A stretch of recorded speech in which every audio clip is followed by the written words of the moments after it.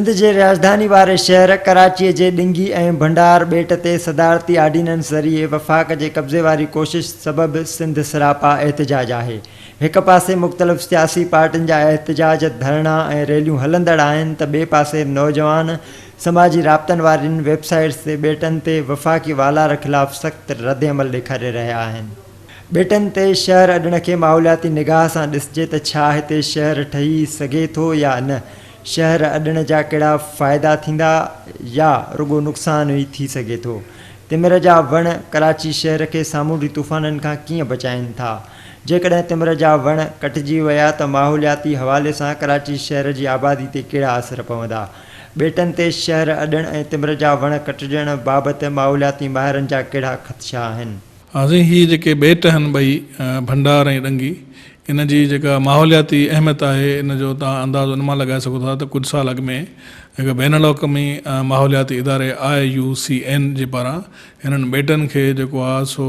High priority area जेको आहे HPA जे हिसाब सां हिनखे डिक्लेयर कयो वियो हो त हीअ माहौलियात जे हिसाब सां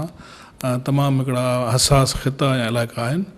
ऐं उनखे नज़र में रखंदे तव्हां ॾिसो त हीअ माहीगीरी जे हवाले सां, एनवायरमेंट जे हवाले सां, इकोलॉजी जे हवाले सां ही ॿेट जेके आहिनि तमामु घणी अहमियत रखनि था सिंध जी साहिली पटीअ में। ऐं तव्हां ॾिसो त हिते जेके मुहाणा आहिनि उन्हनि जो गुज़र सफ़र बि हिननि ई ॿेटनि जे आसपास जेके लंघ आहिनि उतां थिए थो ऐं हू पंहिंजी माहीगीरी कनि था ऐं उन हिसाब सां ही ॿेट जेके आहिनि न सिर्फ़ु मुहाणनि जी मुआशी जेको आहे सो शहर अॻनि पर गॾो गॾु जेको एनवायरमेंट जे हिसाब सां हिन जी जेका अहमियत आहे उहो तव्हां इन मां मतिलबु लॻो त हीअ जेका असां वटि ग्रीन टर्टल आहे जंहिंखे साई कुमी चऊं था उहे पंहिंजा जेके बचा आहिनि या अना आहिनि से इन्हनि ई ॿेटनि जे आसपास जे जेको माहौल आहे उते ई पंहिंजा बचा ॾियनि था त ग्रीन टर्टल जेको आहे सो तमामु हिकिड़ो अहम स्पीशी आहे असांजे इकोसिस्टम जो, त उन हवाले सां बि हीअ अहम माग आहे। इन खां अलावा जेको क़दीमी रतो कोट आहे उहो बि हिन माग जे भरिसां आहे त उन सां हिन जी तव्हां हिकिड़ी तारीख़ी सक़ाफ़ती अहमियत इन्हनि ॿेटनि जी उजागर थिए थी। इन खां अलावा जेके मुहाणा मच्छी ते मारणु अचनि था उन खां अलावा जेके आहिनि से डॉल्फिन जा मुख़्तलिफ़ क़िस्म आहिनि उहे बि हिन ई इलाइक़े में जेके आहिनि से नज़र अचनि था ऐं उन्हनि जो हैबिटाट आहे उनखे तव्हांजी जेका खुराक इन ई माहौल मां फ़राहम थिए थी। कराची शहर जे माहौलियाती निज़ाम जो जाइज़ो वठिजे त वण न हणण सबबि माहौलियात ॾींहों ॾींहुं ख़राबु थींदी पई वञे, जंहिं सबबि सामूंडी जीवत खे केतिरा ई ख़तरा दरपेश आहिनि ऐं उन सां गॾोगॾु हथियालदू तब्दीलियुनि फितरत खे छीहो पिणु रसायो आहे। ॾिंगी ॿेट जी एराज़ी लॻभॻि 3200 एकड़ ऐं भंडार ॿेट जी 5286 एकड़ एराज़ी आहे। हिन इलाइक़े खे टाइडल फ्लड वारी एराज़ी चइबो आहे जिते समुंड जूं वीरूं लहंदियूं ऐं चढ़ंदियूं आहिनि। भंडार ॿेट जी एराज़ी हर आए साल घटिजे थी, उन जा सबबि माहौलियाती तब्दीलियूं ई आहिनि। ॾिंगी ऐं भंडार ॿेटनि बाबति WWF पाकिस्तान माहौलियात ते कमु कंदड़ सहाफ़ियुनि खे ॾिंगी ऐं भंडार ॿेटनि जो दौरो करायो वियो जिते ब्रीफिंग पिणु ॾिनी वई। उन हवाले सां WWF पाकिस्तान जे नुमाइंदे ताहिर रशीद जो चवणु हो त माहौलियाती लिहाज़ खां ॿेटनि ते थींदड़ डेवलपमेंट माहौल दोस्त तरक़ी थी नथी सघे छो त हिते 3500 एकड़नि ते तिमिर जा वण मौजूदु आहिनि। हिननि ॿेटनि ते केतिरनि ई क़िस्मनि जूं मच्छूं रहनि थियूं ऐं परॾेही पखी अचनि था। हितां जी आबादी जो गुज़र सफ़र हिननि ॿेटनि ते ई थिए थो। हिननि जो वधीक चवणु हो त convention on biological diversity J article 8 जे मुताबिक़ हिन जी ऑडिट थियणु घुरिजे। ये दोनों जज़ायर जिसकी आजकल जो है काफ़ी बात हो रही है, इस पे WWF का बड़ा वाज़ेह मौक़िफ़ है और WWF का कहना ये है कि इस किस्म के जज़ायर के ऊपर जो भी डेवलपमेंटल एक्टिविटीज़ होंगी इसके नेगेटिव रेपरकशंस होंगे हमारे इकोसिस्टम के ऊपर और हमारी इकोलॉजी के ऊपर।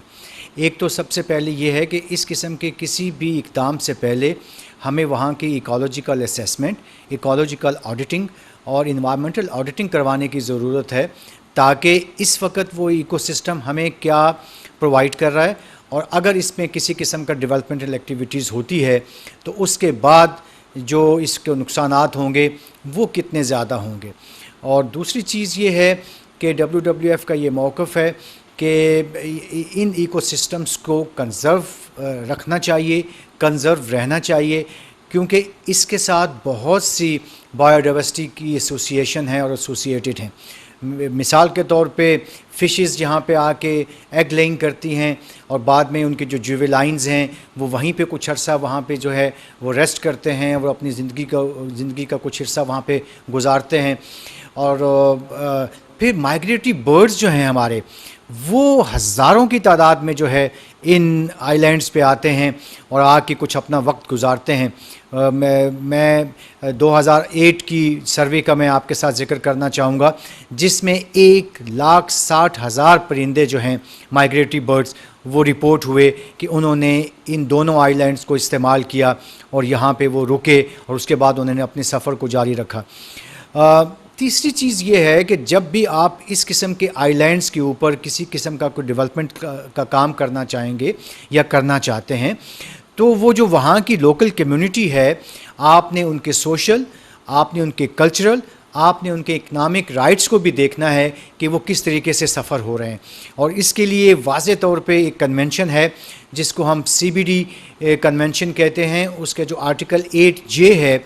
وہ بہت واضح ہے اور وہ یہ کہتا ہے کہ جب آپ اس قسم کا کوئی ایکٹیویٹیز کریں گے تو آپ وہاں کی لوکل کمیونٹیز کو انگیج کریں گے اور ان کے کنسرنز کو ایڈریس کریں گے اور اس کے بعد اس قسم کی کسی بھی ایکٹیویٹی کو کرنے کے لیے جائیں گے. تو میرا خیال ہے کہ وہاں ہزاروں ماہی گیروں کا روزگار وابستہ ہے, وہ ان دونوں آئی لینڈز کو استعمال کرتے ہیں اور یہاں سے پھر تیاری کر کے اپنے گہرے سمندروں میں جاتے ہیں. پھر اس کی جو ایک کلچرل ویلیو ہے کہ وہاں پہ یوسف شاہ صاحب کا جو مزار ہے اس پہ میلہ لگتا ہے, ہزاروں کی تعداد میں لوگ وہاں پہ آتے ہیں اپنے ریچولز کے لیے. تو یہ تمام چیزوں کو ہمیں ذہن میں رکھنا ہوگا اور اس کے بعد جو ہے ہمیں کسی بھی فیصلے پہ پہنچنا چاہیے. ماحولیاتی ماہر ناصر پنورن سن TV نیوز سے ॻाल्हाईंदे चयो त इंटरनेशनल NGO IUCN कंहिं वक़्त में हिननि ॿेटनि ते कंहिं बि क़िस्म जी अॾावत खे हसास करार ॾिनो हो. ॿेट जेके आहिनि इंडस फ्लाईवे ज़ोन ते वाक़िआ आहिनि, जेके असांजो माइग्रेटरी बर्ड्स जो रूट आहे इंटरनेशनल फ्लाईवे इंडस फ्लाईवे उन ते ई आहिनि. त उन हवाले सां ही ॿेट असांजे मक़ामी पखियुनि जे लाइ बि अहमियत रखनि था, त परॾेही जेके परदेसी पखी अचनि था सियारे में उन्हनि जे लाइ बि तमामु घणी अहमियत रखनि था. त ही हिकिड़ा फितरत जा अहम माॻ आहिनि ही ॿेट, जिन खे बचाइण जे लाइ असां जा केतिरा ई नेशनल लेवल ते ऐं इंटरनेशनल ते जेके माहौलियाती असांजो ऑब्लिगेशन्स आहिनि. जीअं असांजो कन्वेंशन आहे CBD कन्वेंशन ऑन बायोडाइवर्सिटी, उन ते बि पाकिस्तान सिग्नेटरी आहे. त असां अहिड़नि माॻनि अहिड़नि ख़ितनि ते जिते इन्वायरमेंट, जिते मुख़्तलिफ़ स्पीशीज़, जिते फाना फ्लोरा जी तरक़ी थिए, उन्हनि खे असांखे प्रोटेक्ट करिणो आहे, उन्हनि खे बचाइणो आहे. त तव्हांखे यादि हूंदो त हिननि ॿेटनि ते कब्ज़े जे हवाले सां हिन खां अॻु में बि माज़ी में बि मुख़्तलिफ़ हुकूमतुनि पारां कोशिशि कई वई ऐं हीअ जेको ताज़ो वफ़ाक़ पारां नई जेका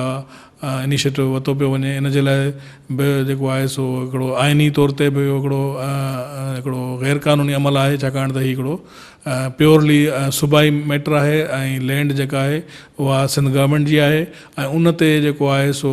फेडरल गवर्नमेंट बग़ैर कंसल्टेशन जे बग़ैर, छाकाणि सॼी दुनिया में जेके तरक़ी याफ़्ता मुआशरा हूंदा आहिनि उन्हनि में जेके बि तरक़ियाती मनसूबा हूंदा आहिनि पहिरीं उतां जे मक़ामी माण्हुनि सां मुशावरत कई वेंदी आहे, कंसल्टेशन कई वेंदी आहे. पर हिते तव्हां ॾिठो त न सूबाई गवर्नमेंट खे ऑन बोर्ड कयो वियो, न मक़ामी माण्हुनि खां पुछा कई वई. ख़ासि तौर ते असांजा जेके इंडिजिनस कम्यूनिटीज़ आहिनि, जेके इब्राहिम हैदरी आहे, रेड़ी मियाण आहे, जेके मक़ामी हितां जा आबादियूं आहिनि, असांजूं क़दीमी आबादियूं आहिनि, उहे तव्हां ॾिसो त अॼु 21वीं सदीअ में बि जेको आहे सो 16वीं सदी में 18वीं सदी में रहनि पिया. न उन्हनि खे पीअण जो साफ़ु पाणी आहे, न उन्हनि खे का ज़िंदगी जी बुनियादी सहूलियत मुयसरु आहे. ऐं तव्हां ॾिसो त जेको DHA बि डेवलप थियो आहे, उन जे करे बि जेके मुख़्तलिफ़ क्लब्स ठहियूं आहिनि, उन जे करे बि हुननि जा जेके फिशिंग पॉइंट्स हुयूं उहे या जेके रस्ता हुआ उहे डिस्टर्ब थिया. ऐं हीअ जेकॾहिं अहिड़े क़िस्म जी वरी ॿीहर काड़ी डेवलपमेंट थी त उहा मुहाणनि जे लाइ बि उन्हनि जे गुज़र सफ़र ते बि तमामु घणे हानिकार असर रखंदी छॾींदी ऐं गॾोगॾु माहौलियात ते बि देरि पां असर छॾींदी. जेकॾहिं ही ॿियनि मनसूबनि जी पाइदार तरक़ी न थी सघी त वॾो ख़तरो साबित थी सघे थो, जंहिंखे केर बि मुंहुं ॾेई न सघंदो. ऐं हिते शहर अॾण, धरती धणनि जा हक़ खसण ऐं सामूंडी जीवत जी निड़ीअ ते लत ॾियणु बराबरि आहे.